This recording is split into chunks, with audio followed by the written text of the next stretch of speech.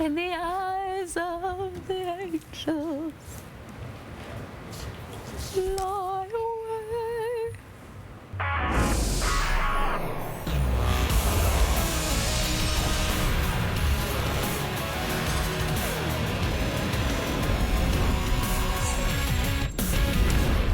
Oh, you're just throwing me under the bus. Hello, welcome to Jay and Dan. No, your eyes are not failing you. Lindsay filling in for the still sick Jay on right. I was starting the show off with a little Sarah McLachlan for you.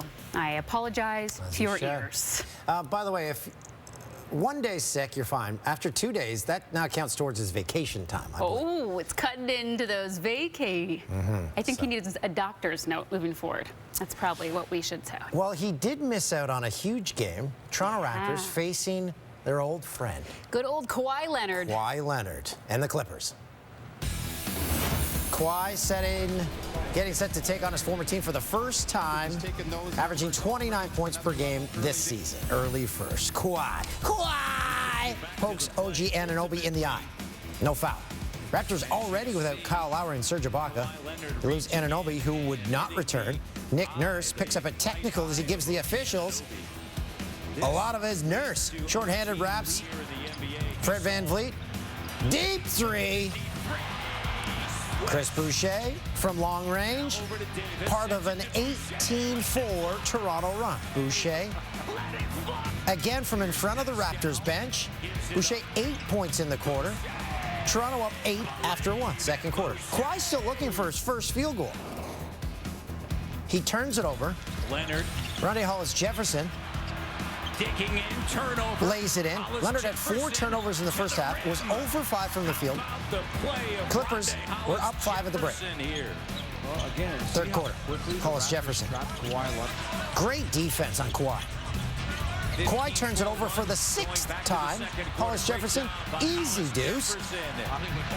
Jefferson can't get this one to fall. Kawhi, coast to coast, and finally, after missing his first 6 shots, he has his first field goal of the game. They are currently in the 4th quarter. As you can see them. I forgot the scoreboard was coming in. So the Clippers up 82-79. Okay, so the Raptors, they went into this one 7-2 record. They started last year after 9 games, 8-1. And they were 17-5 last season in 22 games without Kawhi. By the way, Kawhi so far this season averaging career highs in points, rebounds, assists, and blocks. Pascal Siakam also averaging career highs in points. He's up from 16.9 last season. He's at 27.4. He's averaging career high in points so far this season. What a matchup in the Monday Nighter. NFC West clash. 8-0 Niners against the 7-2 Seahawks. Niners, last of the unbeatens. Seahawks with the MVP frontrunner in Russell Wilson. This game more than lived up to the hype. Jimmy Garoppolo making his first career start against Seattle. Second quarter, San Fran up 10-0.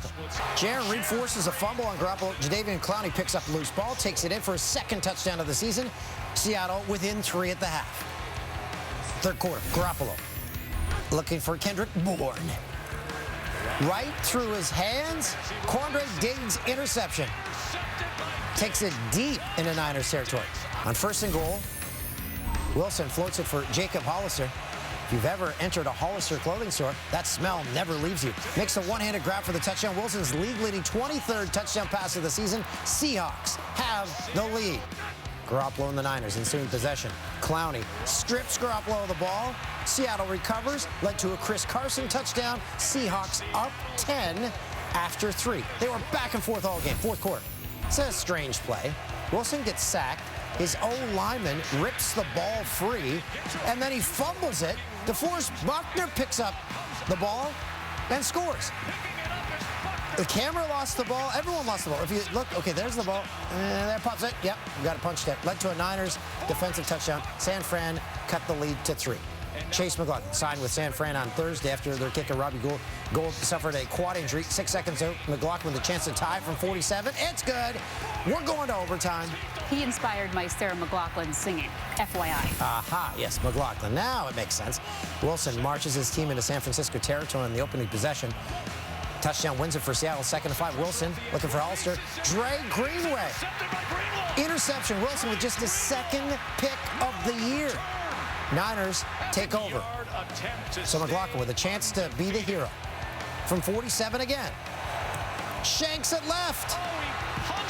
So Seattle is alive. Over a minute to go. Seahawks at midfield. Wilson escapes pressure, runs it 21 yards into Niners territory.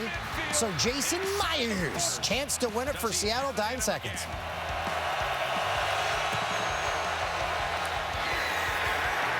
Seattle wins it in the final play of overtime. Niners' undefeated season is over.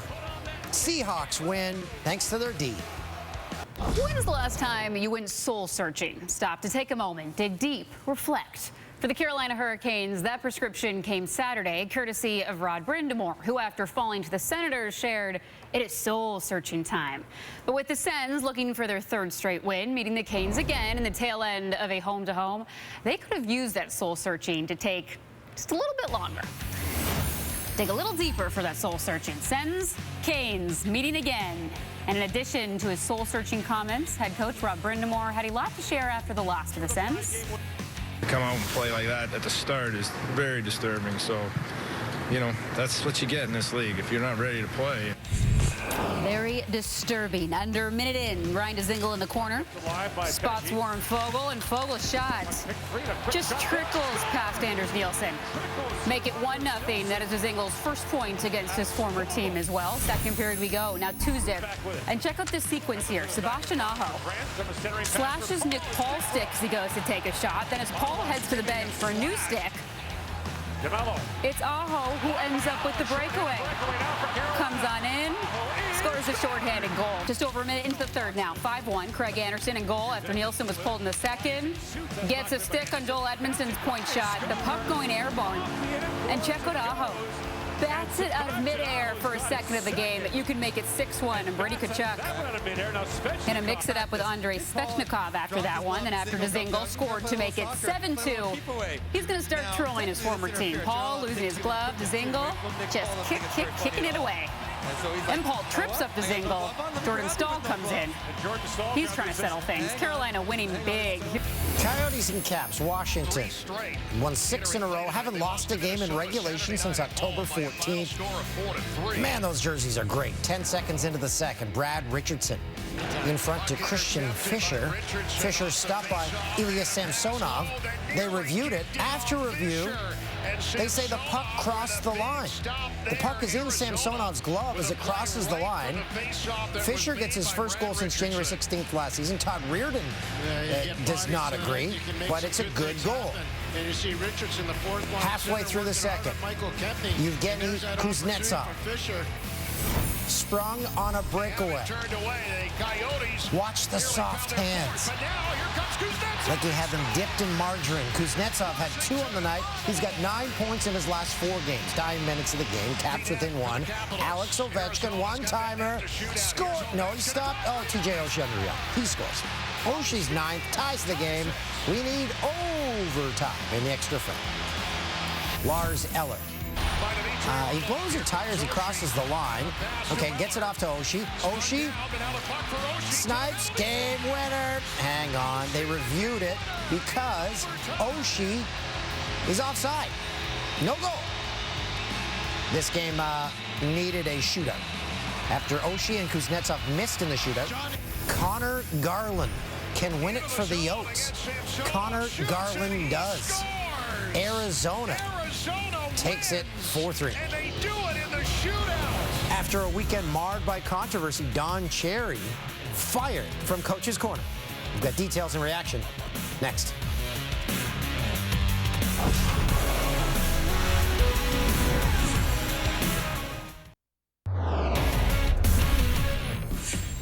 Welcome back. Mavs and Celtics. First quarter we go. Luka Doncic drives on Marcus Smart.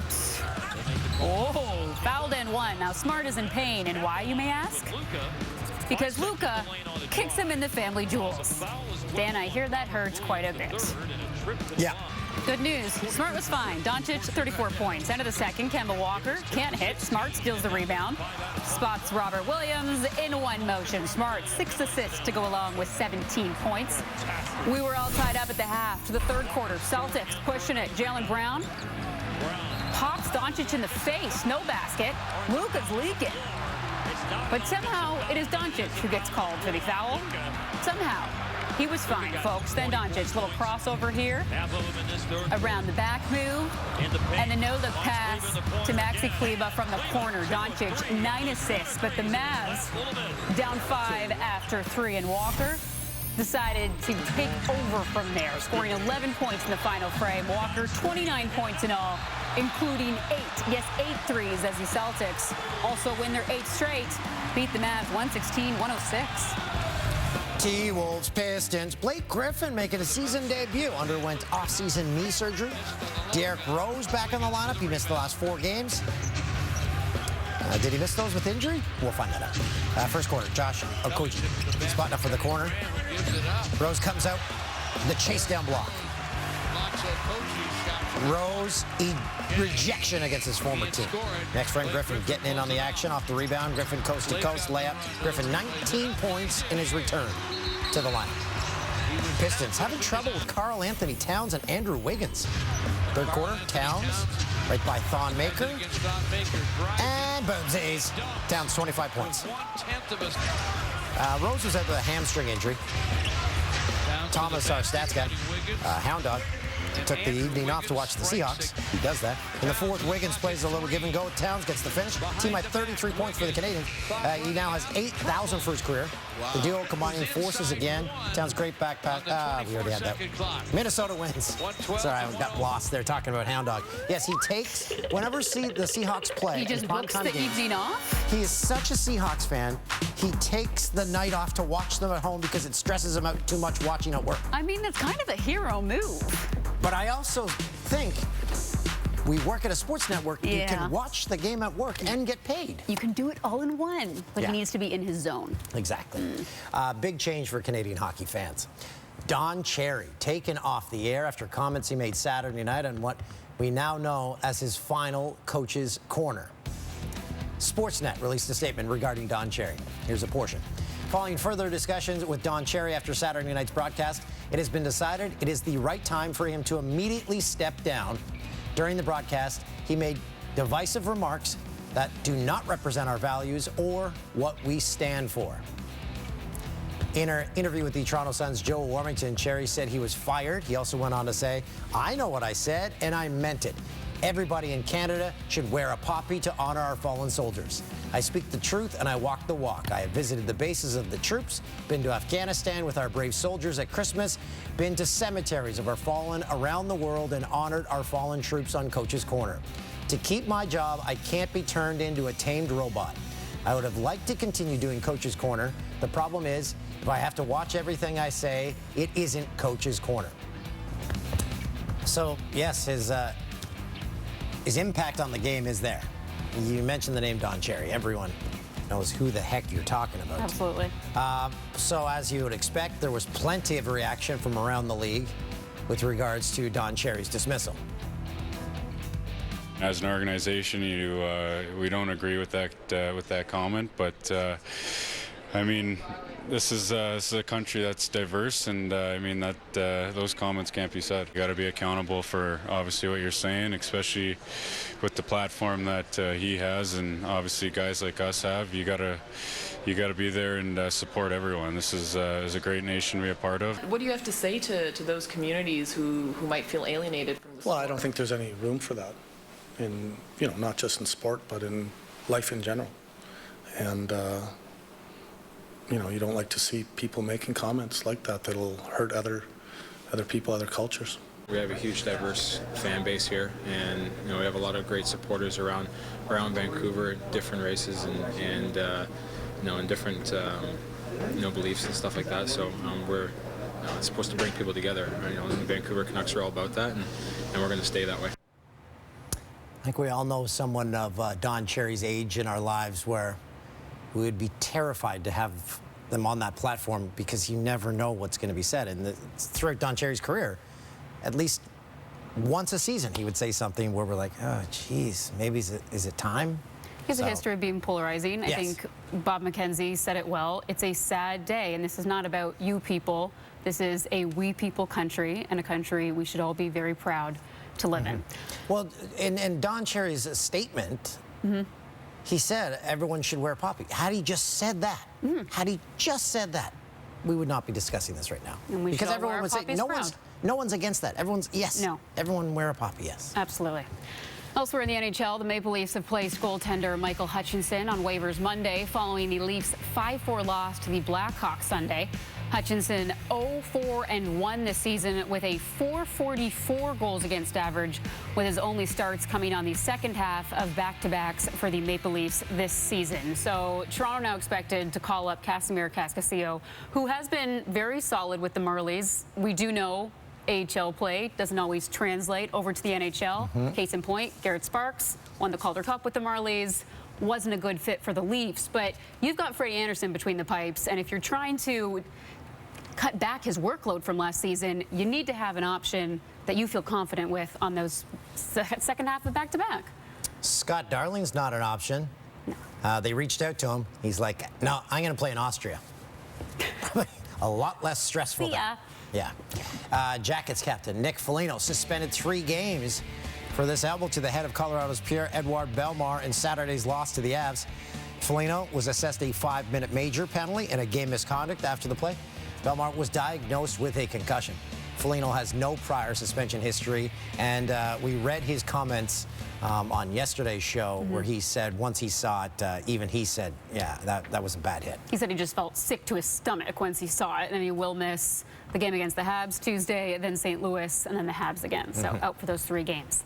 Elsewhere in the league, Sidney Crosby will miss Tuesday night's matchup against the Rangers after suffering an undisclosed lower body injury Saturday against the Blackhawks. The Penguins captain left the game after getting pushed awkwardly into the boards in the 3rd period and then blocking a shot off his toe in the same shift. Crosby, 17 points in 17 games this season, and the Pens have already lost 64 man games this season, so this is a big blow. And they're also without Patrick Hornquist and Chris Letang, so they've got a few problems to deal with right now. And Crosby's relatively injury-free for the last little while. Remember that 3-season stretch where he only played 99 games, and he's only 40 games away now from reaching the 1,000-game plateau. It's a big mark. Yes, very big. Big deal.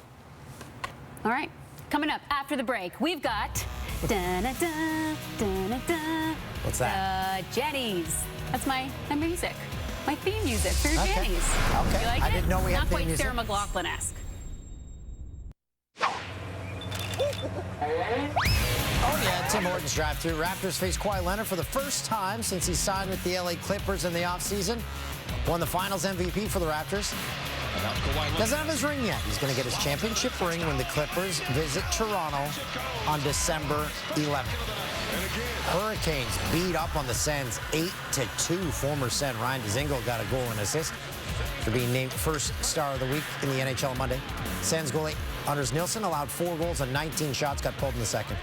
And Seahawks beat the Niners 27-24 in the Monday Nighter. The Niners had a chance to win it with a 47-yard field goal, but Chase McLaughlin missed it wide left, giving Seahawks scare Jason Myers a 42-yard field goal to win it. The 49ers suffer their first loss of the season. Back to the association, Grizzlies, Spurs. Tony Parker jersey retirement night in San Antonio. Tons of special guests in attendance for the ceremony here. First, though, let's flash back to 2009, shall we? You may remember this. Kings and Spurs. The game coming to a halt because the bat is here. But there's Manu Ginobili catching the bat with his bare hands. He is the real Batman. Back to the ceremony where some extra visitors crushed this event. A European Championship at age 18. Yeah, there is some bats coming back. Okay, Manu. That's a lot of them. All right. That's going to be tough. All right. Anyway. figuring out the Batman. Dan, you ever catch a bat with your bare hands? No. I hope not. Good. No, they carry rabies. The more you know, people. All right, final seconds here. Jackson sinks the three, gets called back. Jackson's heel steps out of bounds, so the Spurs get it back. Down 2, DeMar DeRozan. Driving through traffic, gets blocked by his former Raptors teammate, Jonas Valanciunas, as the Grizzlies spoil the party, 113-109. Rockets and Pellies, James Harden and Russell Westbrook, the top scoring duo in the NBA this season. They're averaging over 58 points combined. Harden dishes to Westbrook, and 3. Second quarter, Westbrook working on Frank Jackson. Tough jumper off glass. Harden drives, puts it in. The duo of Westbrook and Harden accounted for 28 first half points, third quarter.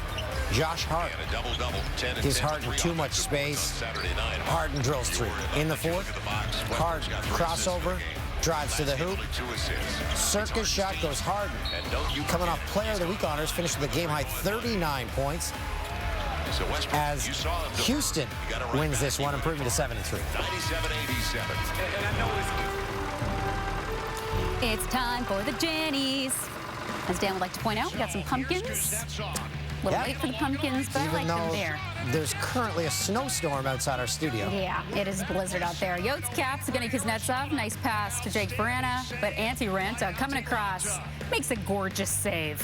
Mavs and Celts, Luka Doncic drive to the hoop, gets the layup to go, plus the foul. Oh. And he also kicks Marcus Smart in the testicles. Right in the groin there. Yikes. That's good for a Janny. That is definitely worthy of a Janny.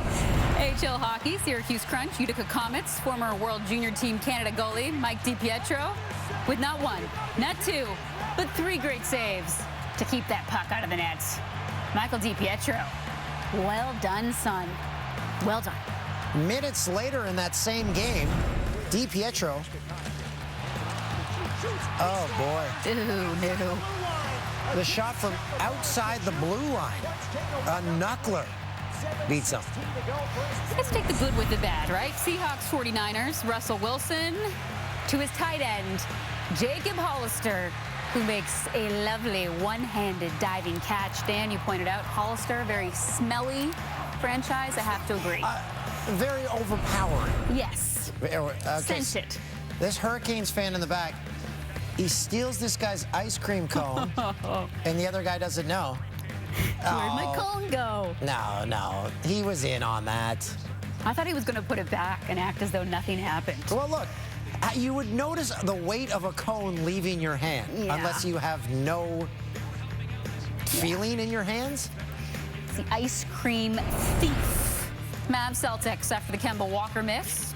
Marcus Smart just takes the ball away from Dorian Finney-Smith and makes the lovely behind-the-back pass to Robert Williams. That's an easy layup right there. Eyes on the back of his head. Canada-Russia series. Amir Miftahov. I need a Miftahov jersey. Sounds delicious. Miftahov. It's the new meat. Meef. On Sunday, after losing his first CFL playoff start, Vernon Adams Jr. got some encouragement from an Als teammate. Yo, Vern, look at me. Look at me, man. Keep your head up, bro. No one expected out of you all year. You're the reason we got here, bro. No one expected from any of us, all right? All right? We got something to build on, all right? You've given us something to build on and believe in. So don't forget that, all right? Yes, sir. Don't forget it. Yes, sir. All right, I love you, bud. Thank you, bud. That was Als guard Christian Mate consoling Vernon Adams Jr. after their loss in the East Semi Sunday. Several Als players have said this is a very tight-knit group, making it an emotional time for the team. Monday, time to clean out the lockers, where the talk was about keeping this group together, starting with head coach Kahari Jones, who does not have a contract yet for next year. We all want him back.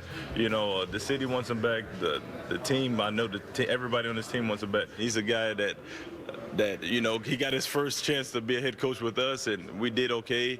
And we feel like the team feels like that's our guy. We want to continue growing with him. I love Coach Kawhi, and, you know, he's given me the opportunity to succeed. He gave me the chance to fill big shoes before me, have a role in here. To be honest, I wouldn't want to play for anybody else but Kawhi right now. You know, I just love him as a coach. I want Kawhi back, and we all do.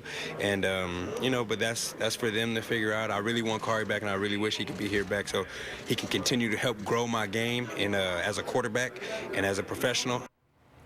So Kawhi, during contract talks, just record that segment, play it in the meeting, and just sit back. Yep. There's Cross nothing your else. shoulders. This is all you need. Nothing else needs to be said. He helped lead the L to their first playoff appearance since 2014. We were talking to Davis Sanchez earlier. People love Kawhi Jones, and he said he's just a stand-up individual. Yeah, and his team loves him. Football is back in Montreal. The crowd on Sunday was great. There you go. Over to the Diamond now. MLB Rookie of the Year awards were handed out Monday, with Astros' Yordan Alvarez winning the AL honors unanimously. Alvarez finished the season with a .313 average, 27 homers, and 78 RBI. The NL Rookie of the Year went to Mets slugger Pete Alonso. He led the majors with 53 home runs and finished with 120 RBI in his first season.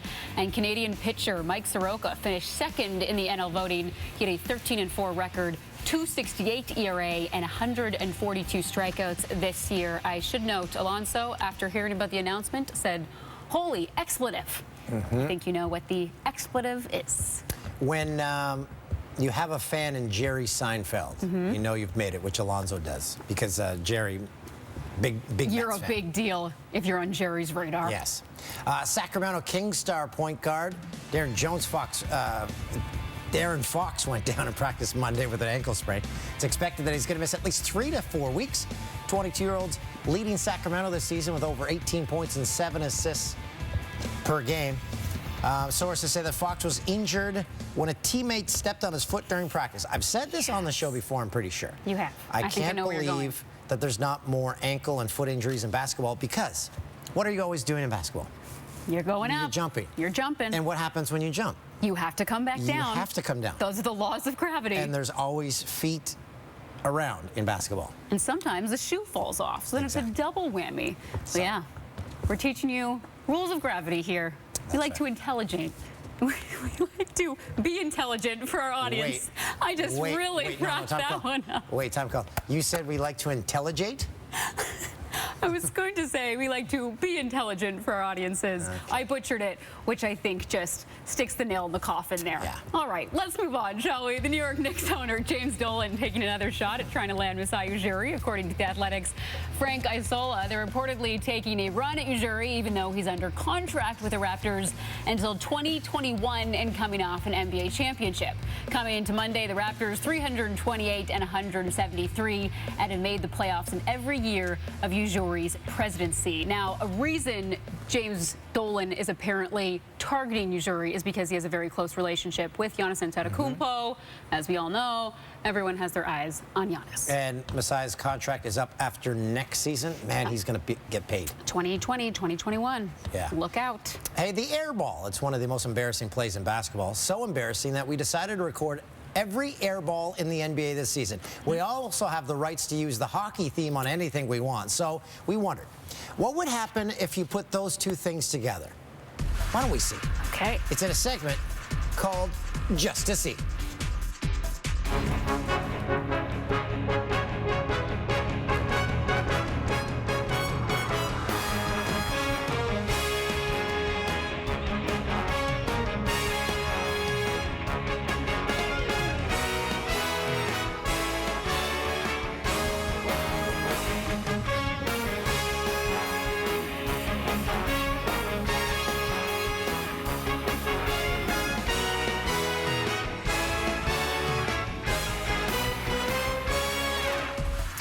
I tell you. That's good. That is so good. That theme works with anything. It does. It really makes the air ball that much better. And we remind you, we paid a lot of money for that, so we use it whenever we can. All the time. Get ready for a jam-packed weekend. The CFL Division Finals go Sunday, starting with the East Final between the Eskimos and Tabbies. Edmonton trying to become the first crossover team to ever reach the Grey Cup. Coverage of that one beginning at noon Eastern, and that is followed up by the Bombers and Riders in the West Final. Cody Fajardo making his first career playoff start. Well, it is the fourth for Zach Collaros. You can watch this game 4 Eastern, 1 Pacific over on TSN 1, 4, and 5. My penalties are a problem. I am 100% an issue with that. It's not intentional. I do not mean to do it. My intentions are good. I'm just trying to finish. And it's killing the team. No one needs to call me out or anything because I got it, boys. I am completely screwing the team with the amount of penalties I've had in these last, 6 games? I know I'm an absolute liability when it comes to penalties. Okay, I mentioned off the top how I wanted to do a Are They Related? Yes, you did. Taylor Luan and Kenny freaking Powers. We have it ready? Oh, so there it is. They related? Yes, Guy. Used with permission. See? I mean, they could even be brothers. Identical twins, maybe? I think we're all related in a way to Kenny Powers. Maybe. There's a little Kenny Powers in all of us. That makes me very happy. Highlight of the night. It's coming up. And it is great.